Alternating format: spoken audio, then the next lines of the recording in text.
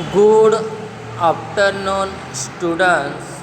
आज हम कक्षा 7वीं में विषय सामाजिक विज्ञान, इस विषय में पाठ क्रमांक 8 मध्यकालीन स्थापत्य, इस पाठ को हम आज के वीडियो में समझेंगे। मध्यकालीन इतिहास काल के दौरान अपने भारत देश में विविध स्थापत्य का विकास हुआ। जैसे यहाँ पर सोमनाथ का मंदिर है, द्वारकाधीश का मंदिर है, सूर्य मंदिर, रुद्र महालय, पालीताना, सीडी सैयद की जाली और कांकरिया तालाब और दिल्ली काल के सल्तनत स्थापत्य। दिल्ली काल में जो सल्तनत स्थापत्य हुए उनमें कुतुब मीनार, 2.5 दिन का झोपड़ा, चोल समय का स्थापत्य, बुद्धेश्वर का मंदिर। उसके बाद यहाँ पे मुग़ल समय के स्थापत्य के बारे में भी दिया हुआ है। तो विद्यार्थी मित्रों, हमें ये विविध स्थापत्य के बारे में हम आज की वीडियो में जानेंगे। आदमी की हर प्रवृत्ति ज़्यादातर आमदनी के साथ साथ आनंद पाने की भी होती है। शासक और धनिक आदमी विभिन्न कलाओं के द्वारा आनंद पाते हैं। अगर हमें आनंद पाना हो तो हमें विविध कला के द्वारा हम आनंद पा सकते हैं। वो कला साहित्य की हो, चित्र की हो, संगीत की हो या नृत्य हो।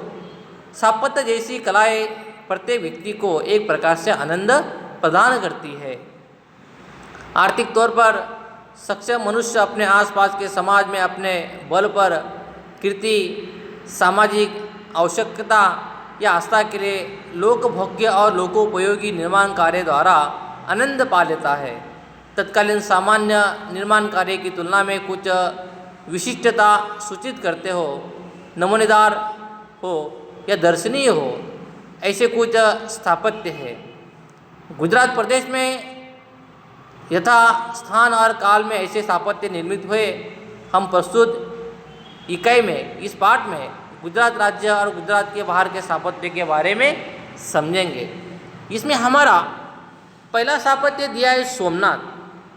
गिर सोमनाथ जिले के वेरावल के पास प्रभास पाटन में सोमनाथ का मंदिर है। कहाँ पर? गिर सोमनाथ जिले के वेरावल के पास प्रभास पाटन में एक सोमनाथ का मंदिर है। सोमनाथ शैव पंथ का एक अत्यंत प्राचीन, समृद्ध और एक महत्वपूर्ण केंद्र माना जाता है। आज प्राचीन भारत का स्थान मात्र देखने को हमें मिलता है। अंत में 1951 में इस नए मंदिर का निर्माण हुआ है।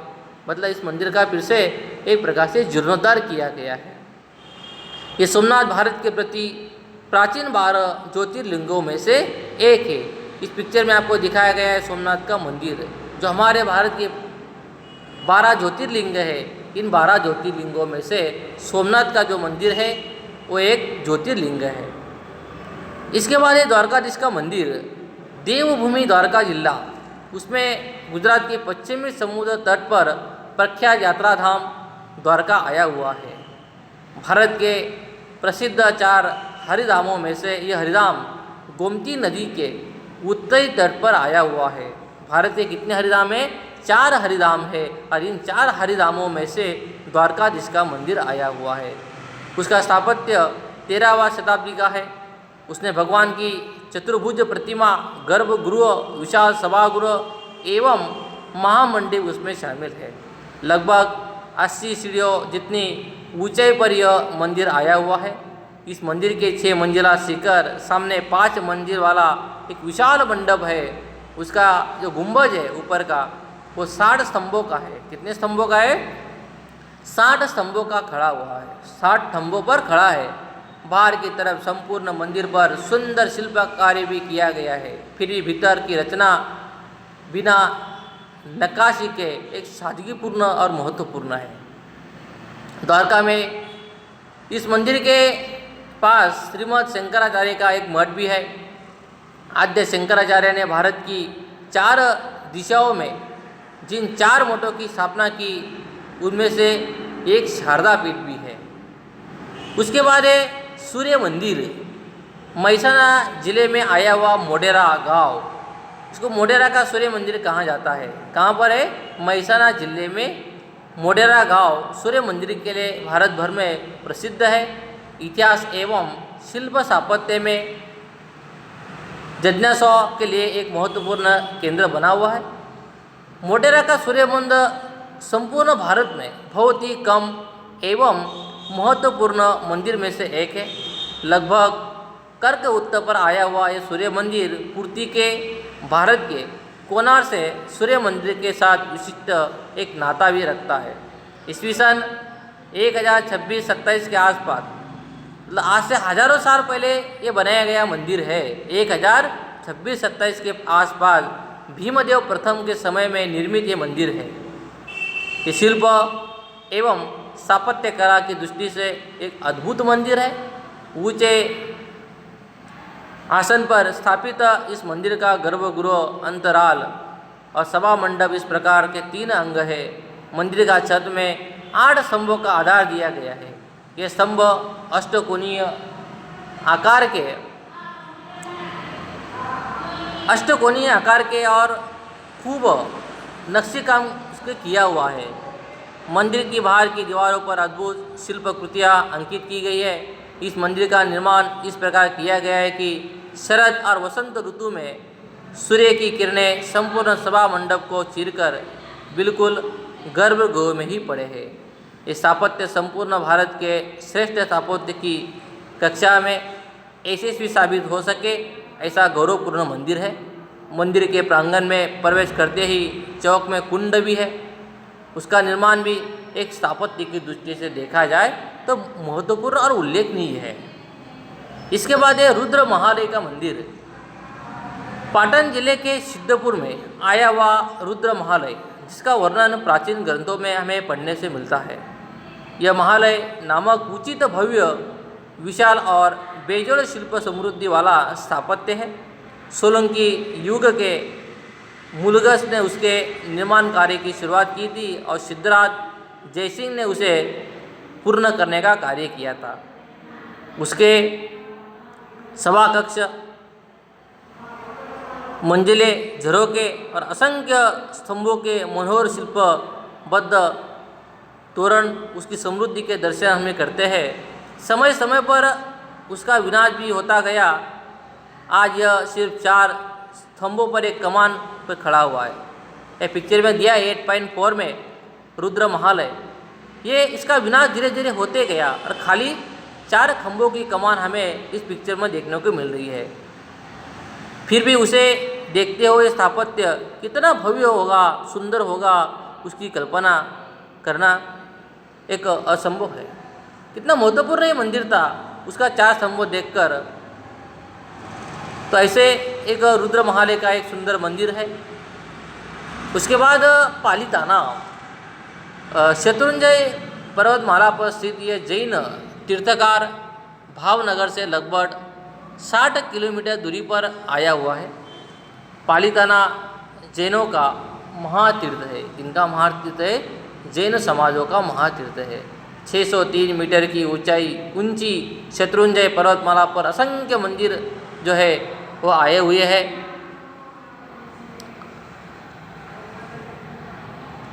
सामान्यतः देखा जाए ये स्थल जो है पालीताना का, ये धार्मिक तौर पर जैनों की आस्था का एक प्रतीक माना जाता है। प्रत्येक जैन को वर्ष में एक बार पालीताना की यात्रा करने की चाह होती है, आस्था होती है। एक बार हमारे जीवन में, एक वर्ष में कम से कम एक बार पालीताना की यात्रा करने की चाह होती है। शत्रुंजय जैनों के प्रथम तीर्थकार आदिनाथ भगवान ऋषभ देव जी का स्थान माना जाता है। ज़्यादातर संगमरमर और श्वेत पत्थरों से निर्मित इस मंदिर का स्थापत्य और बेजोड़ कारीगरी वाला उत्कृष्ट कोटि का शिल्प एवं नक्काशी काम अत्यधिक सुंदर है।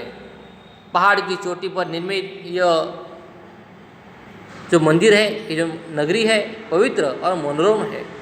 शत्रुंजय पर्वत श्रृंखला के मंदिरों के निर्माण कार्य में आचार्य हेमचंद्राचार्य, सिद्धराज जयसिंह एवं कुमारपाल जैसे राजाओं और श्रेष्ठियों एवं सामान्य धर्मवीरों का यहाँ पे बहुत ही महत्वपूर्ण योगदान है। इसके बाद सैयद सीदी सैयद की जाली और कांकरिया तालाब आपको यहाँ पिक्चर में दिया हुआ है। कितना सुंदर और मनोरम चित्र सीदी सैयद की जाली का दिया हुआ है। ये कहाँ पर है? अहमदाबाद के लाल दरवाज़ा विस्तार में आई हुई सीदी सैयद की जाली शमसुद्दीन मुजरब शाह तीसरे के सैनिक सीदी सैयद के द्वारा बनाई गई थी। मस्जिद की दीवार में पत्थर की नक्शीदार जालियाँ बनाई गई है, ये पिक्चर में दिखाई दिया है। दूसरे में भूमितिक डिजाइन है। सल्तनत काल दौरान अहमदाबाद में कुतुबुद्दीन ने एक तालाब का निर्माण करवाया था जो हौजे कुतुब के नाम से पहचाना जाता है। आज वह कांकरिया तालाब के नाम से पहचाना जाता है और कांकरिया तालाब आज अद्यतन प्रवास स्थल के रूप में अपनी एक अलग पहचान रखता है। हमने गुजरात के कुछ स्थापत्यों के बारे में जाना। अब हम मध्यकालीन समय में तत्कालीन समझ में भारत के कुछ स्थापत्य के बारे में जानेंगे। इस समय दिल्ली सल्तनत, मुगल, चोल राज्यों में कुछ विशेष शैली से बनी हुई इमारतों का निर्माण उस समय किया गया था। इसके बारे में हम समझेंगे। अब दिल्ली सल्तनत काल के जो स्थापत्य है, ये शैली भारत और ईरान की शैली से एक मिली हुई बनी हुई शैली है। उसमें चूना और ईंटों से पीस कर बनाए गए पाउडर के मिश्रण को भवन इमारतों के लिए उपयोग में लाया जाता था। इस समय कमान प्रकार का और गुंबज का पहली बार प्रयोग भी हुआ था। सल्तनत काल की इमारत को सुशोभित करने के लिए सुरेख भौमितिक आकार, फूल, पत्ते और लताओं की आकृति का उपयोग भी उस समय किया जाता था। अब दिल्ली सल्तनत काल के स्थापत्य में पहला है कुतुब मीनार। नई दिल्ली में स्थित इस कुतुब मीनार के निर्माण की जो शुरुआत थी वो कुतुबुद्दीन ऐबक ने की थी। कुतुब मीनार निर्माण का शुरुआत किसने की थी? कुतुबुद्दीन ऐबक ने की थी।